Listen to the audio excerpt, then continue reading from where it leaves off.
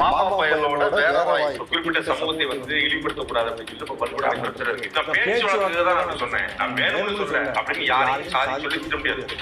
இப்ப பரதேசி பரதேசி ஒரு சமூகன்றாங்க.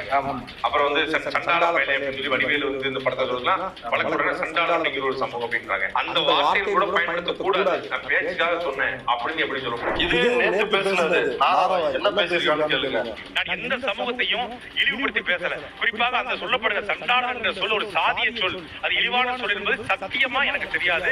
அதை நான் இன்னைக்கு புரிந்து கொண்டேன். இப்பயே பாத்தீங்க, ஒரு வருஷத்துக்கு முன்னாடி எப்படி பேசிருக்கிறான், ஒரு நேற்று எப்படி பேசிருக்கிறான் அப்படின்றது பாத்தீங்க. வயிற்றுக்கு சோறு திங்கிறவனாவது இப்படி பேசுவானா? ஆனா மாமா பையன் சாட்டை துறை முருகன் பேசுவான். ஏன்னா அவனுக்கு சூடு சொரணை வெக்கம் மானம் எதுவுமே கிடையாது. சகலத்தையும் உதுத்துக்கிட்டு வாழ்ற ஒரு பிறவிதான் இந்த சாட்டை துறை முருகன். நீதிபதியவே இதுல இருந்து ஏமாத்தி இருக்குது இந்த நாற்பது கும்பல். அதனாலதான் இவருக்கு உடனடியா ஜாமீன்